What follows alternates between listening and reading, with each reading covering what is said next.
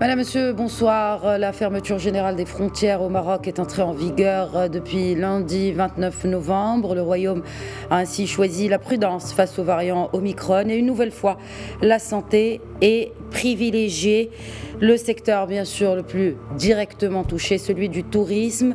Ces décisions interviennent au moment où les professionnels commençaient à entrevoir une lueur d'espoir. Selon eux, la situation pourrait s'aggraver, éloignant encore une fois la reprise tant attendue pour ce secteur. Le Maroc n'est pas le seul à avoir pris une telle décision. Selon l'Organisation mondiale du tourisme, 46 pays restent totalement fermés aux touristes, soit une destination sur 5, et quelques 55 pays sont partiellement fermés, notamment des États d'Asie ou du Pacifique qui interdisent encore les voyages non essentiels.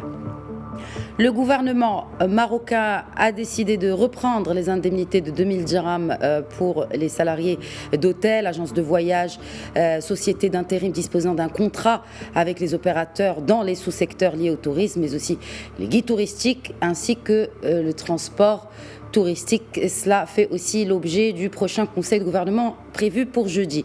Mais qu'en est-il de l'avenir des PME du secteur déjà très endetté? Les professionnels évoquent plutôt un scénario catastrophe de quasi-faillite du secteur en entier, surtout qu'aucune date précise de réouverture n'est annoncée à ce jour. Nous en parlons ce soir en compagnie de professionnels et d'experts du secteur. Tout d'abord, j'ai le plaisir d'accueillir Wissal Gharbaoui, secrétaire général de la Confédération nationale du tourisme. Bonsoir Wissal Gharbaoui, merci d'être avec nous.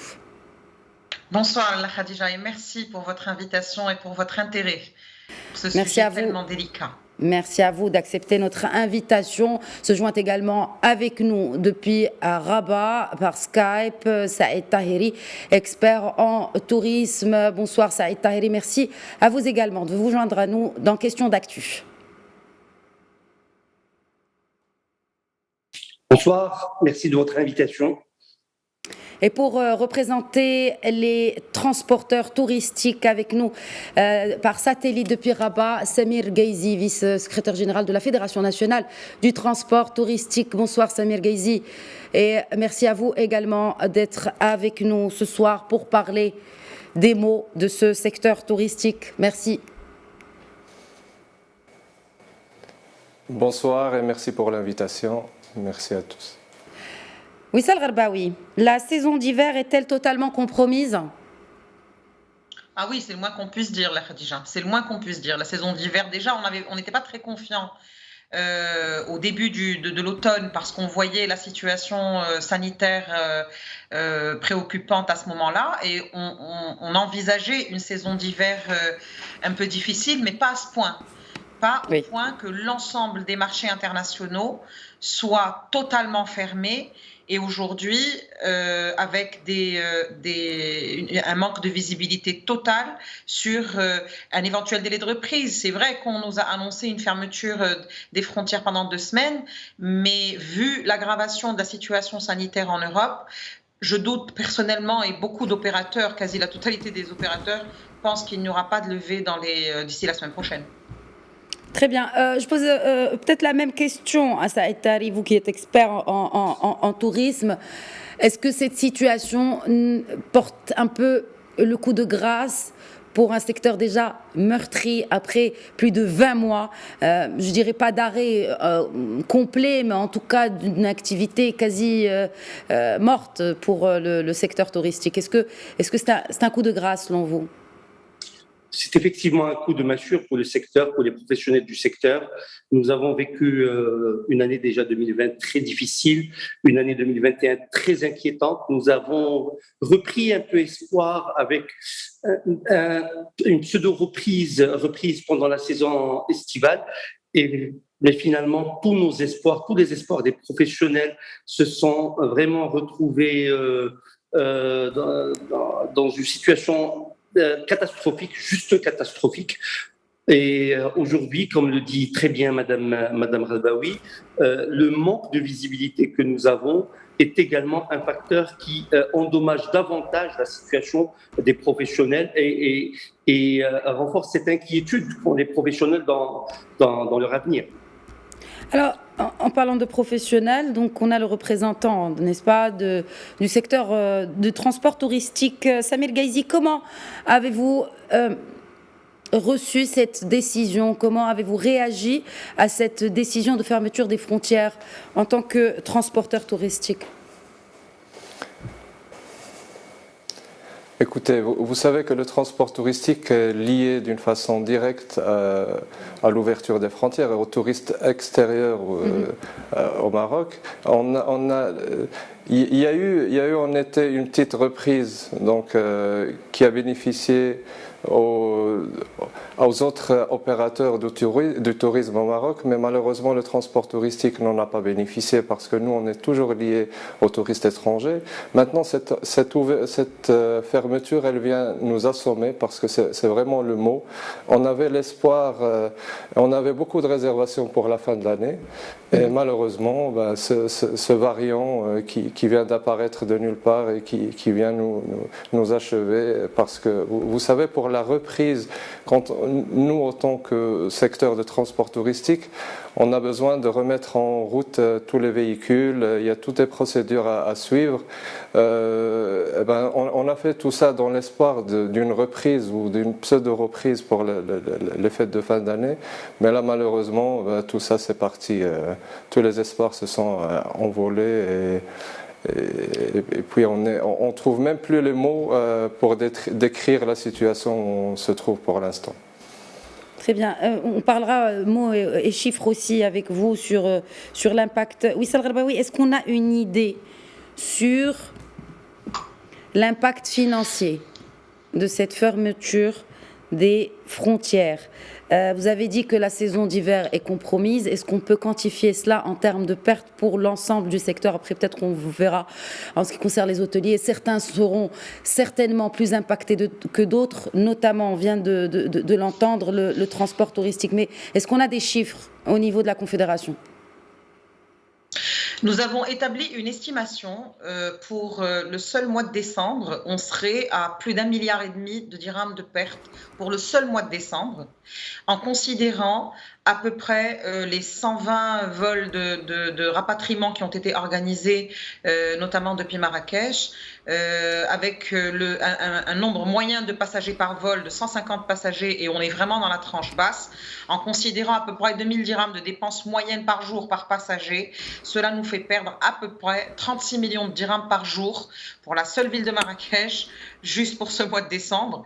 Nous pensons à la Confédération que les pertes combinées avec la semaine de Noël et de vacances de fête de fin d'année, plus les vacances, plus tout le potentiel qui aurait pu être celui du business d'une année normale, on est à peu près à 3 milliards de dirhams de pertes pour cette saison d'hiver. Et ces 3 milliards de dirhams, on ne peut pas les rattraper parce que nous ne revivrons plus un hiver 2021 l'année prochaine ou l'année suivante. C'est pour ça qu'aujourd'hui, la situation est tellement ubuesque que nous n'avons plus du tout de visibilité par rapport à la date de reprise, notamment du trafic international. Parce que, vous savez, Alla Khadija, ce que nous demandons depuis déjà plusieurs mois, c'est pas nécessairement que les mesures de soutien. Alors, les mesures de soutien, elles vont être nécessaires et incontournables pour gérer l'urgence, pour gérer la sauvegarde. Mais ce que nous demandons, c'est aussi d'être en mesure de reprendre le travail. Parce que quelles que soient les mesures de soutien qui sont mises en place, elles ne compenseront jamais suffisamment le manque à gagner. Je viens de vous dire un chiffre pour le mois de décembre et pour les vacances d'hiver, avec tout ce que cela engendre sur l'ensemble de la chaîne de valeur. C'est à peu près 3 milliards de dirhams. Demandez aux gens qui vendent à la filière de la volaille, par exemple, pour ce Noël, le nombre de commandes qu'elle reçoit des hôtels, qu'elle reçoit des spécialistes de traiteurs pour qui font de la gastronomie. Ça va être un coût également pour cette filière-là parce que ça ne va pas être possible d'honorer les commandes au niveau des hôteliers. Toutes les filières d'agro-industrie travaillent très fortement en cette fin d'année grâce à la dynamique du tourisme notamment. Toutes les filières de l'artisanat, parce que les gens font des cadeaux, achètent des choses, ramènent avec eux des souvenirs en repartant après avoir passé les fêtes de fin d'année au Maroc. Toutes ces filières-là, elles vont être anéanties. Et les oubliés du secteur sont tous les gens qui travaillent dans l'animation. Je pense aux gens du folklore, je pense aux gens de la plage Amelfna, je pense aux calèches, je pense aux artisans, je pense aux chauffeurs de taxi qui font l'aéroport jusqu'aux hôtels. Mais cela ne... Alors, justement, les indemnités de 2000 dirhams qui ont été annoncées par la ministre et qui font l'objet, n'est-ce pas, de discussions lors du prochain conseil de gouvernement, ces indemnités-là ne concernent pas tous les corps de métier que vous venez de citer, Wissal Gharbaoui, en l'occurrence. Bon, après, pour les gens du spectacle ou pour les chauffeurs de taxi ne dépendent pas de la même tutelle. Est-ce que vous pensez qu'on devrait élargir ces indemnités-là à ces personnes aussi ? Moi, je pense qu'il faut réellement prendre conscience de la gravité de la situation et de l'impact de ces décisions sur l'ensemble de l'écosystème. Aujourd'hui, dans une ville comme Marrakech, et Madame la maire de Marrakech l'a déjà confirmé plus d'une fois, toute l'économie marrakchi, elle tourne autour du secteur du tourisme. Mais l'économie marrakchi, c'est aussi la totalité des secteurs, le transport urbain, les commerces de proximité, tout le monde fonctionne au rythme du tourisme et des saisons. Il est normal que l'on ait une approche qui tienne compte de cet écosystème. L'indemnité forfaitaire dont a parlé Madame la ministre concernerait, parce que nous attendons de formaliser tout ça, concernerait les périodes de septembre à décembre, sachant... Oui. Je pose une question. Les opérateurs ont déjà réglé le peu de salaire qu'ils peuvent régler pour la période de septembre, octobre et novembre. Alors, va se poser quelques questions d'applicabilité et de méthode d'applicabilité de ce versement d'indemnité. Il faut réellement que l'on ait une approche renouvelée de la manière avec laquelle nous prenons en charge ce secteur dans un contexte qui a été au-delà de tous les scénarios, même les plus catastrophiques que nous avons imaginés. Vous vous souvenez, à la radio, on avait fait une émission comme ça, je crois que c'était en 2020, quelques mois après l'annonce de la pandémie, et nous étions sur un scénario de reprise en 2021. Oui. Là, nous ne sommes même plus sur un scénario en 2022, nous sommes plus sur du 2023-2024. Nous y reviendrons, mais déjà, l'état des choses actuel, Saïd Taheri, donc, bien sûr, vu qu'on parle de ces indemnités-là, peut-être une réaction, parce que c'est intéressant que Mme Gharbaoui soulève cette question sur la date qui a été annoncée par la ministre. Bien sûr, c'est un sujet qui sera traité, je le rappelle encore une fois, lors du Conseil du gouvernement, là, jeudi.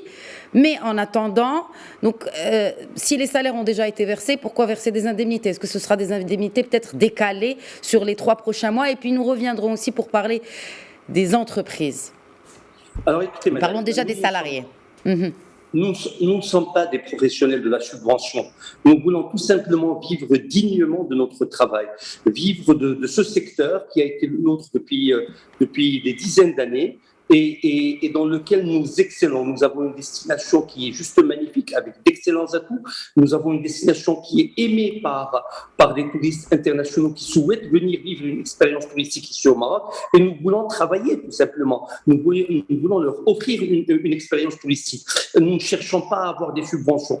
La subvention ne sert tout simplement qu'à permettre à ces hôteliers, à ces agents de voyage, à ces transporteurs touristiques, dans la mesure où effectivement ils sont éligibles, parce qu'il y a effectivement plusieurs questions liées à ces paramètres, de pouvoir rester debout le temps de voir un peu plus clair dans cette histoire de pandémie. Mais Madame Gharbaoui a donné une excellente analyse chiffrée effectivement du manque à gagner et des pertes de ce secteur. Certains professionnels de ce secteur ont bénéficié de ces 2000 dirhams lors de la dernière crise que nous avons vécue, mais sur les plus de 500 000 personnes qui travaillent directement dans le secteur et peut-être 4 à 5 fois plus qui travaillent indirectement, à peine moins de 100 000 personnes ont pu bénéficier, selon les chiffres divulgués par la CNSS, ont pu bénéficier de cette subvention. Ça veut dire que tout le monde n'est pas effectivement intégré, soit tout simplement parce qu'ils sont des intérimaires, soit pour d'autres raisons. Mais effectivement, beaucoup de personnes sortent et n'arrivent pas à être dans ce filet social qui a été mis en place par le gouvernement. Et c'est pour ça que je rejoins Madame Radbaoui pour dire qu'effectivement, il faut être innovateur, il faut voir la problématique dans sa globalité et voir comment on peut permettre à ce secteur d'offrir aux professionnels la chance de travailler tout simplement. Lorsque, au-delà de ces pertes financières, il y a également un problème de crédibilité de notre destination. Vous savez, je pense aux délégués de l'ONMT, aux personnes, aux professionnels de la Confédération nationale du tourisme. Quand vous faites un travail qui est juste énorme pour convaincre des compagnies aériennes de programmer des routes aériennes vers votre pays et puis du jour au lendemain, nous fermons les frontières et nous décidons du jour au lendemain que ces vols vont être arrêtés, il y a un véritable problème dans la crédibilité de la destination. Et ce n'est pas pour rien que certaines compagnies aériennes, pour manque de visibilité, décident d'annuler carrément leur vol, même au-delà de cette semaine qui reste ou de ces 15 jours. Et ça pose un véritable problème. Rappelez-vous, Madame Radbaoui le sait très bien, l'aérien a toujours été notre cheval de bataille et nous avons tout fait effectivement pour pouvoir programmer plus de sièges. Aujourd'hui, nous perdons tout ce travail qui a été fait. Et là, je comprends parfaitement cette décision qui est sanitaire, qui est de préserver la santé des personnes. Il y a également des entreprises qui sont en train de mourir, des milliers d'entreprises, des dizaines de milliers d'emplois qui sont partis comme ça parce qu'il y a des décisions qui sont prises, peut-être sans, je dirais, pas sans concertation, mais on vient et on nous dit c'est comme ça, il va falloir vous y habituer. Très bien. Oui, encore une fois, je l'ai dit dans mon intro, le Royaume du Maroc a choisi la prudence et a privilégié la santé des citoyens. Effectivement, il y a aussi cette santé économique, socio-économique et même psychologique, surtout pour les chefs d'entreprise qui voient leur entreprise risquer la faillite. Samir Gaizi, impact chiffré. Vous avez parlé de plusieurs annulations, notamment pour les fêtes de fin d'année. Est-ce que vous avez un chiffre, ou en tout cas une estimation de ces pertes que risque ce sous-secteur du transport touristique que vous représentez ce soir? Pour l'estimation chiffrée, on n'a pas d'estimation chiffrée pour les pertes de fin d'année, mais nous, si c'est pour parler du transport touristique spécialement, on a une spécificité, c'est qu'on a tous, donc toutes les sociétés de transport touristique, on parle de 80%, ont besoin ou ont eu recours aux prêts, donc que ce soit leasing ou des prêts auto classiques. Et le problème, c'est qu'il y a eu un contrat programme qui a été signé, il y a eu un début d'application du contrat programme, mais du jour au lendemain, tout s'est arrêté et nous, on se retrouve avec l'épée Damoclès sur nos têtes, avec tous ces organismes de prêt qui ont déjà déposé tous les dossiers au contentieux, ou c'est même passé au tribunal. Et donc là, on a la tête en dessous de l'eau. On cherche une bouffée d'oxygène pour pouvoir stopper l'hémorragie. Et on avait beaucoup d'espoir avec ces fêtes de fin d'année, avec l'amélioration globale suite à la politique royale de vaccination. On est très fiers d'avoir un résultat comme ça au Maroc. Mais malheureusement, maintenant, il y a toute cette gestion qui est autour du sanitaire que nous, on trouve qui n'a pas été suivie ni appliquée de la façon dont on aurait souhaité. Parce que, comme vous l'avez dit, comme vous et vos invités, il y a toujours le volet santé, mais il y a aussi le volet économique qui doit être... Il faut trouver l'équilibre. Le responsable pour trouver l'équilibre, c'est le politique. Les politiciens dans les autres pays, on a vu comment ils ont réagi, ils ont trouvé un équilibre, mais malheureusement, nous, ici, on voit que c'est juste le côté sanitaire qui est privilégié, et toute la partie économique, socio-économique, elle est en stand-by. Les indemnités. On attend toujours, mais on attend jusqu'à quand? Alors, Samir Ghaïzi, je me permets de vous interrompre. Justement, les indemnités sont annoncées aussi pour le transport touristique, pour les salariés du transport touristique. Mais je voulais juste, vous avez parlé d'un contrat programme. Pourquoi il a été arrêté? Quelle est la tutelle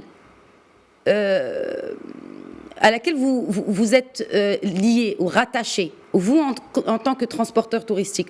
Est-ce que c'est le ministère du Tourisme? Est-ce que c'est le ministère du Transport, de la Logistique? Où vous situez-vous par rapport à la tutelle et où en sont les discussions? Est-ce qu'il y a eu des discussions qui ont été entamées avec les responsables? Je vais vous répondre. Madame, on a deux ministères de tutelle. On a le ministère du Transport et le ministère du Tourisme. On sait bien que tout ce qui est transport, c'est le ministère du Transport, mais nos clients, c'est des touristes. Donc, on a besoin des deux ministères. Et quand il y avait l'interdiction de se déplacer entre les villes et tout ça nous reliait avec le ministère de l'Intérieur et le ministère du Tourisme. Mais tout ce qui est marché de clientèle directe, c'est le ministère du Tourisme. On avait ouvert les discussions déjà avec l'ancien gouvernement. On avait eu des réponses, beaucoup de promesses. On sentait qu'il y avait de la bonne volonté. Mais malheureusement, notre problème principal, nous, en tant que transporteurs, tout le monde le sait, c'est de pouvoir honorer les crédits et les autos et les leasing. Jusqu'à présent, on n'a pas eu de réponse, malgré qu'il y a eu beaucoup de mouvements et on a ressenti la bonne volonté même du chef du gouvernement qui nous avait accueillis en présence de la CNT. On parle bien du chef du gouvernement sortant, c'est-à-dire Saadil Othmani. Vous avez... Sortant, oui, bien sûr. Bien. Maintenant, malheureusement... Le chef de gouvernement actuel, on lui a adressé plusieurs demandes de rencontres, mais ça n'a pas encore été programmé, on va dire. Donc, pour l'instant, on a encore des discussions avec la nouvelle ministre du Tourisme, qu'on remercie. Mais comme je vous ai dit, on est dans une situation où on a la tête en dessous de l'eau, on a besoin d'une bouffée d'oxygène pour remonter. On a les dossiers qui sont aux tribunaux, on a les saisies sur les véhicules. Si on retire à une société de transport touristique l'outil de travail, il n'y a plus de travail, il n'y a plus de tout le côté social autour. C'est dramatique pour pour tous les gens qui travaillent dans le secteur. Donc là, on parle de sauvetage, comme a dit Mme Wissal, on parle d'abord de sauvetage et dans un deuxième temps, on va devoir parler de redémarrage sur de bonnes bases. Très bien. Parce que les décisions...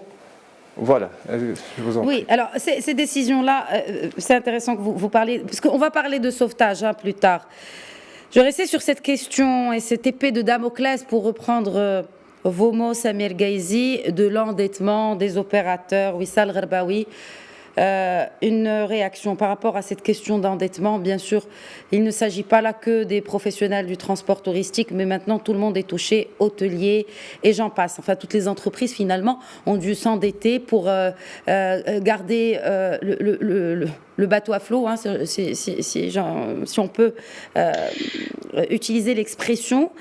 Donc finalement, les choses ne vont faire qu'empirer parce qu'on doit s'endetter davantage. Comment vous pensez que les professionnels devraient, ou pourraient en tout cas, gérer la situation pour éviter la faillite? Alors, je vais d'abord expliquer quelques éléments. Souvenez-vous, en 2019, reprise fantastique, super dynamique, croissance du secteur. Beaucoup d'opérateurs, dont les transporteurs et les loueurs de voitures, ont investi dans le secteur. Un bus touristique, c'est à peu près entre 2 et 2,5 millions de dirhams pour l'investissement. Il s'achète en leasing, il s'achète en crédit d'investissement, en fonction de la taille de l'entreprise, en fonction du carnet de commandes et de la solidité de l'entreprise. Beaucoup d'opérateurs ont investi en hébergement, dans une mise à niveau, dans un élargissement des capacités. Oui, mais quand on dit investi, c'est déjà un endettement. Hein. Ça veut dire que déjà, il y a une contraction de prêts avant même qu'il y ait la crise. Exact. Donc, en 2019, qu'est-ce qui s'est passé? Le secteur a pris aussi la vague de cette dynamique et de cette croissance qui était annoncée. On avait fait un premier trimestre 2020 avec des résultats extrêmement encourageants et arrive le mois de mars. Lockdown, on arrête tout, on s'est dit, allez, 3 à 6 mois, on reste en apnée, on verra cet été. L'été n'a pas du tout été au rendez-vous. On s'est dit, on attend l'hiver 2020. L'hiver a été encore pire que notre pire cauchemar.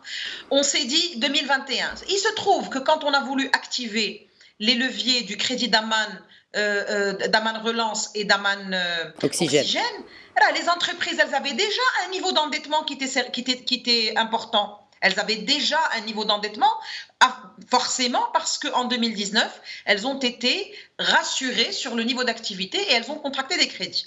Donc, il y a eu une mécanique, mais qui n'a pas profité à tout le monde. Elle n'a profité qu'à peu près 20% des entreprises, puisque notre enquête de conjoncture que nous avons faite à la CNT au mois de septembre nous renseigne que plus de 82% des entreprises n'ont pas pu bénéficier des crédits d'Aman et des crédits Oxygène et des crédits Relance pour une situation qui est déjà la leur, qui est déjà très difficile. Qu'est-ce qui s'est passé entre-temps ? Entre-temps, le contrat-programme qui s'est arrêté le 30 juin 2021, je le rappelle, il s'arrêtait en décembre et puis on a fait un avenant en janvier 2021 qui s'arrêtait en mars et puis finalement est arrivé au mois de juin. Et bien, ce contrat-programme, quand il s'est arrêté, tout le dispositif s'est arrêté, y compris celui de la suspension des prélèvements des charges sociales, des charges fiscales, des charges bancaires. Dans une année ou dans 2 années où il y a 0 entrée, où il n'y a pas d'activité, les trésoreries sont à sec. Comment est-ce qu'on veut raisonnablement que les entreprises puissent faire face à leurs charges courantes, à leur personnel qu'ils sont obligés de garder? Parce que souvenez-vous, dans le contrat programme, on dit quoi? On dit que si vous voulez que votre personnel déclaré bénéficie de l'indemnité forfaitaire, il faut garder 80% de votre personnel. Donc il faut le payer, le reliquat, il faut le payer. Alors cette indemnité forfaitaire, elle s'est arrêtée également en juin, mais à partir de juin, on fait comment? Est-ce qu'il faut licencier les gens? Est-ce qu'il faut les mettre en congé? Toutes les options ont été consommées. Les congés ont été consommés. Les congés sans solde pour ceux qui ont accepté de les prendre ont été consommés. Là, la situation, elle est encore plus grave que ce qu'on peut imaginer. Là, il y a eu des drames dans ce secteur. Et aujourd'hui, nous avons quasi pas de visibilité sur ce qui va suivre. Alors, on est en train de discuter de plein de choses, mais le temps joue contre nous, on n'arrête pas de le dire. Parce que pendant oui, mais quand vous parlez d'endettement et le temps joue effectivement contre les professionnels du secteur, finalement, la solution ne viendrait pas du gouvernement, mais des banques. Oui. Parce qu'il y a une question. Bien sûr que la situation. Oui, merci de soulever ça. La situation, elle vient des banques, mais les banques, elles ne sont pas libres de faire ce qu'elles veulent. Pourquoi? Parce que quand la banque doit clôturer son exercice fiscal, elle doit provisionner les créances en souffrance ou les créances en risque. Et ça, c'est une disposition réglementaire. Ça veut dire quoi? Pour pouvoir la provisionner, il faut qu'elle déclenche une procédure de contentieux et donc passer par toute la phase de l'huissier, du tribunal, etc., pour qu'elle puisse provisionner. Ce que nous demandons, c'est un contrat ou un pacte renouvelé, d'abord pour pouvoir gérer à des mesures d'urgence. Alors, il y a aussi des dispositions réglementaires, notamment pour permettre aux banques de travailler avec plus d'agilité et plus de souplesse pour le traitement de la dette. D'abord, la dette, elle est aggravée et malheureusement, ce n'est pas fini. On ne peut plus régler les problèmes du secteur par de la dette. À un moment donné, il faut qu'on mette en place. Et ça, c'est notre demande. Et nous n'avons pas cessé de la réitérer. Il faut qu'il y ait un fonds spécifique qui puisse injecter de l'argent dans les entreprises qui sont en difficulté, mais qui répondent à des critères spécifiques de pérennité antérieure à la crise, avec tout un track record sur sa solvabilité, pour qu'on puisse injecter de l'argent dans ces entreprises à taux zéro. Alors, à taux zéro, est-ce que c'est raisonnable quand un pays comme le nôtre emprunte de l'argent? il va falloir qu'on trouve un équilibre, une cote mal taillée pour que l'on puisse sauver les entreprises du secteur et les emplois qu'elles représentent. Vous savez, en rejoignant mon bureau ce matin, je passe, parce que c'est sur mon chemin, par le ministère du Tourisme, par le siège du ministère du Tourisme à Rabat. J'ai trouvé des dizaines d'opérateurs de transport touristique en détresse devant l'administration, ce qui semble être une manifestation. Ce sont des gens qui sont en détresse parce qu'ils ont contracté des crédits et souvent, pour pouvoir faire progresser leur business, ils prennent des crédits et ils sont eux-mêmes des cautions solidaires. Maintenant que la machine du contrat programme s'est arrêtée, parce que les banques, elles ont déjà commencé à envoyer les mises en demeure. Après les mises en demeure, c'est les huissiers. Et je vous garantis qu'il y a des gens dans le secteur, que j'appelle moi, et c'est une expression extrêmement douloureuse, ce sont les nouveaux nécessiteux. Vraiment, ils sont dans le besoin. Et les gens reçoivent des saisies de leur propre maison parce que parfois, pour contracter des crédits, ils sont obligés d'être caution solidaire. Ils posent des hypothèques. C'est une situation qu'il faut régler, mais dans les heures qui suivent. On n'a plus le temps d'attendre des semaines et des mois, de regarder le cadre, le pas cadre. Il faut prendre des décisions courageuses. D'accord. Je vais vous donner quelques exemples. J'aimerais bien qu'on parle de ce plan Marshall. On va en parler. On va parler de ce plan Marshall. Je vais vous donner des exemples du plan mais Marshall. Réaliste. Portugal, Grande-Bretagne. Un plan Marshall. Oui, j'en conviens, j'entends. Oui. Mais réaliste et réalisable. Dans le court terme, déjà. Je vais vous donner des exemples et je vais vous donner ce qui est réaliste et réalisable. Alors, des exemples autour de nous. Le Portugal, qui est une destination touristique taïa qui connaît une belle ADA, 1,7 milliard d'euros de budget de soutien à la TPME. La Grande-Bretagne, 80%, les employeurs sont en mesure de demander l'intervention de l'État pour la prise en charge de 80% des salaires des employés du secteur à hauteur de 2500 livres sterling par mois.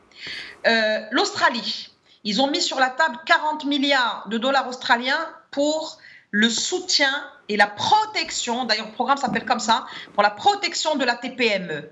Nous, on a mis en place une indemnité forfaitaire que nous appelons dans le secteur du tourisme l'indemnité de la dignité, qui est de 2000 dirhams par mois et par employé, déclarée évidemment. Cette indemnité, les employés ils peuvent tenir avec 3, 6, 12 mois tout au plus. Mais là, ça va faire 2 ans. Ces employés-là, ils sont endettés eux-mêmes. Et souvent, on a le couple qui travaille dans le secteur, donc tout le monde est endetté. La dette pour le logement, la dette pour le véhicule, parce qu'il faut bien qu'ils se déplacent pour aller sur leur lieu de travail, les enfants qui sont scolarisés, qui ont des charges, souvent ils ont un parent à charge. Tout ceci met en péril maintenant un écosystème et tous les gens qui y appartiennent. Il faut que l'on se pose dans les heures qui suivent pour pouvoir trancher des décisions. Nous avons fait des propositions. 3 axes importants de propositions que nous avons communiqués à l'administration de tutelle pour que l'on accélère les discussions et qu'on formalise tout ça. Premier axe, il est bancaire. Il faut arrêter l'hémorragie. Nous avons demandé l'arrêt immédiat de toutes les procédures de précontentieux, de mise en demeure et procédures judiciaires à l'encontre des entreprises et des salariés du secteur pour déjà qu'on arrête cette pression psychologique qui se rajoute à une pression qui est déjà insurmontable. Ensuite, nous avons demandé un rééchelonnement des échéanciers, mais qui tiennent compte aussi de quand est-ce qu'on reprend. Ça ne sert à rien de rééchelonner et de dire ça va être à partir du mois de mars. On n'a pas de visibilité. C'est pour ça que je vous dis réaliste et réalisable. On n'a pas de visibilité pour rééchelonner. Est-ce qu'on sait qu'il y a un autre variant qui pourrait voir le jour dans 2-3 mois et qui va inquiéter toute la communauté internationale? Donc comment? C'est pour ça que je dis vraiment réalisable, parce que quand on dit qu'on doit rééchelonner à la reprise de l'activité, finalement, on croyait que l'activité allait reprendre jusqu'à ce qu'apparaisse Omicron. Alors, c'est pour ça qu'il faut qu'on utilise maintenant des leviers financiers de soutien et d'investissement dans le secteur et non plus des leviers qui sont liés à des décisions administratives d'ouverture ou de fermeture. Parce qu'on vient de voir, ça fait 2 ans que ça ne marche pas. On se dit on va reprendre en septembre, et puis on ne reprend pas en septembre, et puis en décembre, puis on ne reprend pas en décembre. Ça suffit, on va considérer que nous ne pouvons pas, durant toute l'année 2022, on va continuer à être comme ça, en dents de scie, on ouvre, on ferme, on ouvre, on ferme. Ça, vous savez, nous, dans le secteur du tourisme, on s'est inscrit depuis le début dans une démarche totalement digne. totalement responsables en acceptant et en étant totalement convaincus et en nous inscrivant dans l'impératif de la protection d'abord de la santé des Marocains et des résidents au Maroc. C'est pas discutable et on s'y inscrit sans aucune réserve. Maintenant, il y a une réalité économique qu'il faut aussi considérer avec des approches nouvelles qui sont adaptées à la gravité de la crise. On demande à ce que les banques arrêtent la machine du recouvrement à travers la voie judiciaire et la voie du contentieux. Il faut que la machine s'arrête. Ensuite, on demande que ces banques-là fassent des reprofilages de dettes pour que l'on soit dans une logique qui soulage un peu la pression sur la trésorerie, avec un calendrier de remboursement qui doit être un calendrier global. Là, quand on va commencer à rembourser, il faudra rembourser les organismes sociaux, donc la CNSS, les banques et le fisc. Mais si vous mettez tous ces remboursements en une seule fois, vous remettez les trésoreries sous pression et on reprend cette spirale infernale. C'est le serpent qui se mord la queue. Oui. C'est le serpent qui se mord la queue. C'est pour ça qu'il nous faut une approche avec les banques. Arrêt des recouvrements judiciaires, arrêt des compteurs de pénalités pour que l'on puisse laisser les entreprises respirer et pallier aux urgences vitales qui sont les salaires des employés. Ouais, ensuite, vous avez parlé, oui. Mettre en place des mécanismes avec l'intervention de ce qui s'appelait avant la Caisse centrale de garantie pour pouvoir garantir le maximum de crédit et permettre aux entreprises d'être dans une meilleure solvabilité. Ensuite, nous avons demandé aussi que les crédits leasing soient pris en charge. Les crédits leasing soient... Non, c'est-à-dire, pardonnez-moi, c'est un écart d'expression.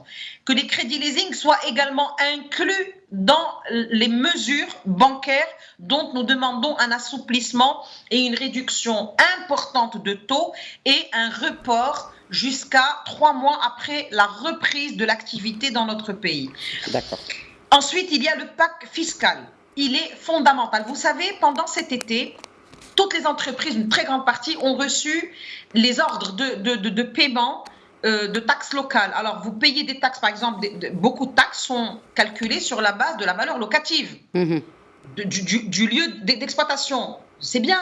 Mais enfin, quand vous n'avez pas rentré le moindre copé durant 24 mois ou 22 mois, avec quelle trésorerie vous allez pouvoir faire face à cette taxe? Nous avons demandé à ce qu'il y ait un dégrèvement pur et simple des taxes. Pourquoi dégrèvement? Parce qu'il y en a dont les rôles sont déjà émis. Et il faut vraiment que cette machine s'arrête parce que c'est de l'endettement, plus de la dette fiscale, plus de la dette bancaire, plus de la dette sociale. Est-ce que vous avez trouvé tout ça dans le programme du gouvernement? Est-ce que vous avez trouvé ces solutions? Je vais poser la question peut-être à Saïd Taheri. Vous dites non. Oui, Wissal Gharbaoui, Saïd Taheri. À la lumière du programme de ce gouvernement, est-ce que vous avez vu, avant même qu'il y ait cette décision de fermeture des frontières le 29 novembre, est-ce qu'on a senti que le secteur touristique fait partie intégrante de ce programme du gouvernement et qu'il peut être sauvé, qu'il peut être relancé? Là, on ne parle même plus de relance. On parle surtout de sauvetage. Déjà, je reviendrai sur quelque chose que la CNT défend depuis un certain temps déjà, c'est que le secteur du tourisme soit une priorité stratégique. Nous n'avons pas aujourd'hui l'impression, le sentiment que le secteur du tourisme est une priorité stratégique, est un secteur économique stratégique pour notre pays. La CNT l'a dit, nous le pensons. Moi, je crois qu'effectivement, Wissal Gharbaoui, elle est parfaitement dans son rôle et elle décrit très bien la situation en tant que secrétaire général de la Confédération nationale du tourisme, qui maîtrise effectivement qu'il y a des retours de professionnels par rapport à cette situation qui est juste dramatique du secteur. Mais au-delà de cette situation actuelle, nous n'avons aucune visibilité et vraiment beaucoup d'inquiétude.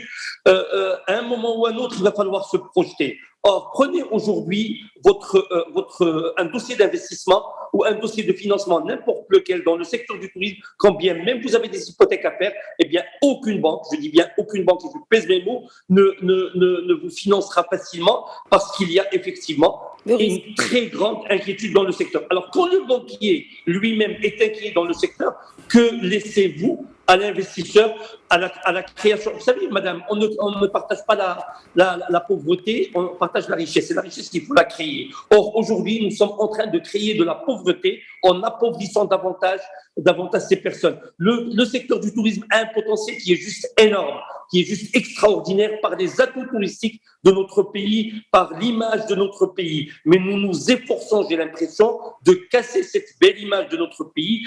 Saïd Tahiri, je sais rapidement. Non, vraiment rapidement. Là, est-ce que, parce que quand même, il y a eu de l'activité, est-ce que le tourisme national, finalement, il ne peut rien sauver?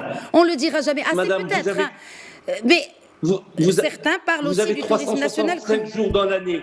Oui. Vous payez 12 mois de salaire. Est-ce que vous payez que les quelques mois d'activité ont été suffisants pour couvrir le passif que nous avions déjà en 2020 et pour effectivement continuer à payer nos charges. Aujourd'hui, la Fédération nationale d'industrie hôtelière le dit très bien, nous n'arrivons plus à payer même pas les charges basiques, c'est-à-dire les salaires, les petites charges. Il y a un véritable problème. Et à un moment ou à un autre, il va falloir se dire, mais ces gens-là, on en fait quoi? À un moment ou à un autre, les mesures qui sont proposées par la Confédération du tourisme, c'est le moment aujourd'hui de les mettre en place avec un véritable plan Arnouch, on dira ça comme ça, pour ne pas dire un plan Marshall.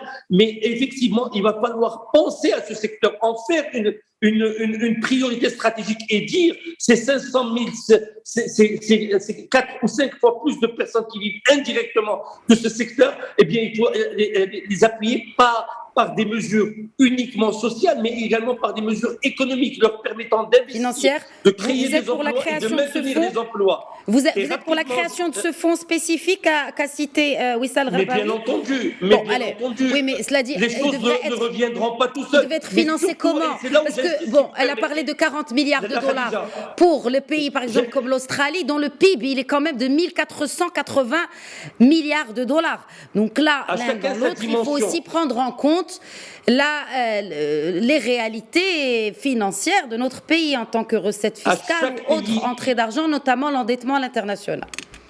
Chaque pays a sa dimension et nous connaissons très bien la nôtre. Moi, surtout, là où j'ai envie d'insister, je voudrais surtout attirer l'attention de ceux qui travaillent sur ces mesures, c'est sur la virgule administrative. Vous avez beaucoup de personnes qui n'arrivent pas à bénéficier parce qu'il y a quelque chose qui ne se fait pas comme elle devrait se faire. À un moment ou à un autre, ces personnes-là sont dans un ras-le-bol qui est juste énorme. Alors quand vous leur rajoutez la virgule administrative, là le ras-le-bol devient juste impossible à vivre. Aujourd'hui, pensons à ces professionnels, à ces millions de personnes qui travaillent dans ce secteur. Et si aujourd'hui nous voulons mettre en place un vrai plan, c'est le moment, et c'est pas demain, c'est pas dans 15 jours, c'est pas dans 3 jours, dans 3 mois. C'est immédiatement qu'il va falloir le mettre en place. Samir Ghaïzi, une réaction pour la prise en charge du secteur et le soutien gouvernemental pour vous en tant que professionnel du transport touristique. Donc moi, pour revenir à la spécificité du transport touristique, je vais juste rappeler que dans le contrat programme, il y a un mot que tout le monde a peut-être oublié ou a voulu oublier, c'est le moratoire. Et la définition du mot moratoire, c'est gel des remboursements sans frais, sans intérêt. Ça a été signé, acté et accepté par tout le monde, tous les décideurs, tous les signataires de ce contrat programme. Après, l'application de ce moratoire n'a jamais eu le jour, malheureusement. Il y a eu il y a eu un report de remboursement de crédit pour les sociétés qui ont fait la demande de ce report. Donc, ça veut dire que le report n'a pas été automatique pour tout le monde. Donc il fallait signer des avenants au contrat initial et que cette application de ce moratoire n'a jamais eu lieu, malheureusement. Donc quand on a eu des différentes réunions avec les représentants des organismes de prêt et des représentants des banques, on nous a dit que oui, c'est vrai qu'il y a un moratoire, mais il n'y a pas eu de directive claire et nette, précise pour appliquer ce moratoire. Après une année, après la prise de cette décision, on nous a dit c'est peut-être les directives de Banque Al Maghreb, ils ont été clairs, il faut conserver le taux de crédit initialement contracté donc au départ, qui était sur le contrat de départ, il faut le conserver. Malheureusement, quand on a un report avec un taux d'intérêt initial, on a cette capitalisation, donc l'endettement, il part d'une façon exponentielle. Tu pars au départ avec un endettement X, après tu te retrouves avec X fois 5 ou X fois 10, je ne sais pas exactement le chiffre. Donc ce sont des sociétés, comme on dit les deux invités que je remercie, ils ont bien éclairci la situation. La situation de surendettement, elle s'aggrave de jour en jour. Vous savez que chez nous, donc je reviens toujours vers le transport touristique, en tant que société qui est surendettée, il y a des traites qui arrivent sur le compte bancaire pour le prélèvement. Quand ils ne trouvent pas d'argent, il y a des frais encore supplémentaires que l'agence bancaire prélève en plus du fait qu'il n'y a pas suffisamment d'argent pour honorer la traite. Rien que ces prélèvements, ça peut constituer peut-être 5-10 000 dirhams en plus par mois, qui s'aggrave mois après mois et qui se rajoute encore au surendettement initial. Donc nous, maintenant, pour parler du fonds de soutien, là on est tout à fait d'accord parce qu'il n'y a pas d'autre solution. Il ne faut pas se leurrer. S'il n'y a pas une vraie intervention, une vraie décision qui est courageuse, avec des prévisions qui sont claires, parce que nous avons confiance, on a des gens, des économistes qui peuvent trouver des solutions, il faut juste la volonté politique. Il faut qu'on ait une volonté politique, que les choses sont bien claires, parce qu'on voit que notre pays, maintenant, il y a des actions qui se font pour la création et le soutien de nouvelles entreprises. Mais qu'est-ce qu'on va faire avec les anciennes entreprises qui sont déjà là, qui ont une ancienneté de 20-30 ans, avec des cadres qui ont de l'expérience? On va les laisser mourir et aller investir dans de nouvelles sociétés? Là, peut-être qu'il y a une petite contradiction.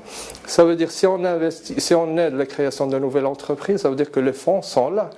Utilisons-les d'une façon plus équitable et d'une façon plus logique.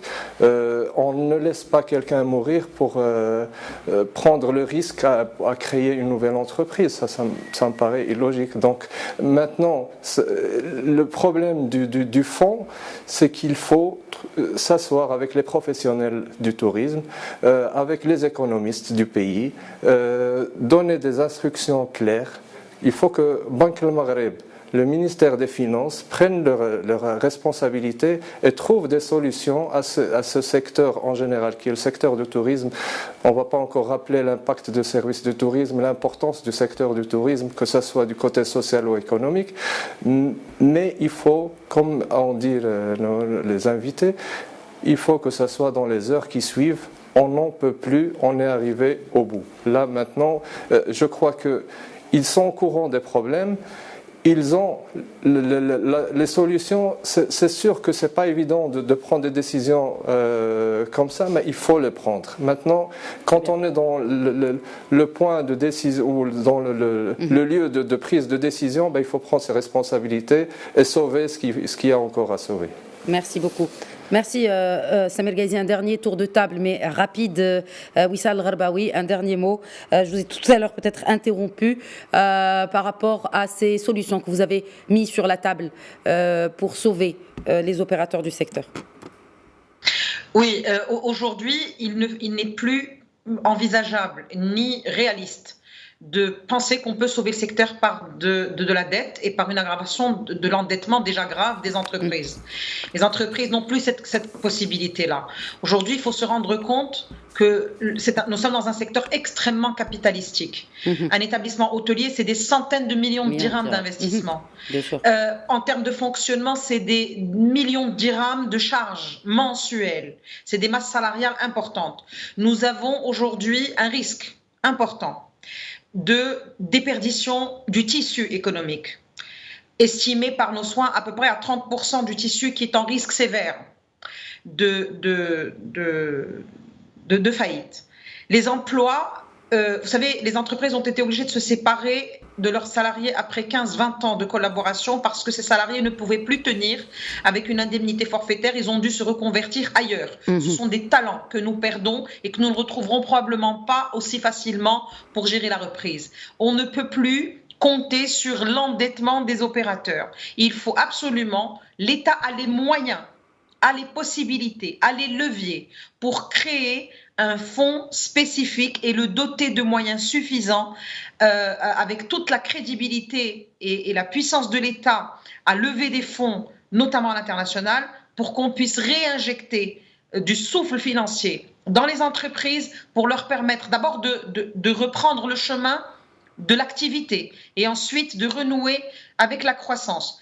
Tout cela dans un pacte global, renouvelé pour une industrie responsable, résiliente et qui se réinvente. C'est important. Merci. Cette crise a été catastrophique pour nous. Et la ministre l'a dit, donc il faut se réinventer. Mais avant de se réinventer, déjà, il faut survivre. Merci beaucoup, Wissal Gharbaoui. Je dois quand même donner la parole à Saïd Tahiri pour clore ce débat ce soir. Saïd Tahiri, un dernier mot, justement, après ce que vient de dire Wissal Gharbaoui. Wissal Gharbaoui a dit l'essentiel. Je vais être très rapide. Nous souhaitons aujourd'hui vivre dignement de notre travail. Il faut injecter effectivement des mesures économiques, pas forcément des mesures sociales, permettre à ce secteur de travailler dignement. Et ça ne demande pas énormément d'argent. Il faut nous permettre de tenir, mais il faut également penser à l'avenir de ce secteur. Et ça, c'est une responsabilité qui est commune. Et là, j'insisterai essentiellement, très rapidement, sur la concertation. On ne vient pas et on nous impose des décisions. Il faut se concerter davantage, se concerter de manière innovante et se concerter de manière conjointe surtout. Merci.